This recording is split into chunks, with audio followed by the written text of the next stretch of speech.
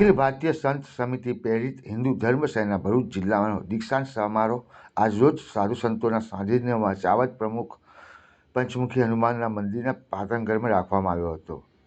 અખિલ ભારતીય સંત સમિતિ ગુજરાત સંગઠન મંત્રી શ્રી 1008 પરમ પૂજ્ય સંત શ્રી લોકેશનજી મહારાજ શ્રી હિન્દુ ધર્મ સેના સંરક્ષણ શ્રી દેવુબા કાઠી બાપુ હિન્દુ ધર્મ સેના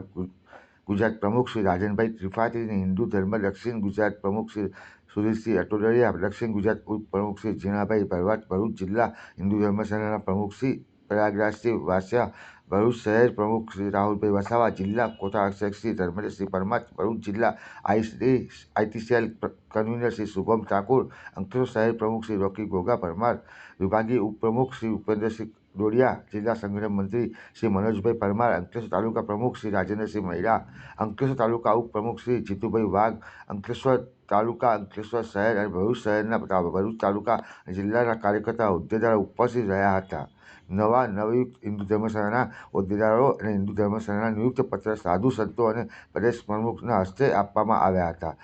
અને પ્રમુખ શ્રી રાજનભાઈ ત્રિપાઠી, સંત શ્રી લોકેશનજી મહારાજના સંરક્ષણ શ્રી દેવુબા કાઠી, ધર્મ રક્ષા,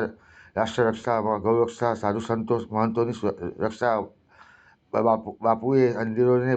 પૂજિત કરવા સાથે સનાતન ધર્મ,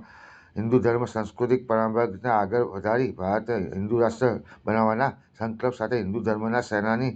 સનાતન હિન્દુ ધર્મના જાગૃત કરી એકત્ર કરી ધર્મને રાષ્ટ્ર સેવા સંકલ્પ સાથે હિન્દુ ધર્મ અને તેના સંગઠનના માધ્યમથી ગામડે ગામડે, ગલીએ ગલીએ પહોંચી ધર્મ અને રાષ્ટ્રની સેવા કરતા રહી હિન્દુત્વ અને રાષ્ટ્રવાદને મજબૂત કરવા તન મન ધનથી કાર્ય કરશે.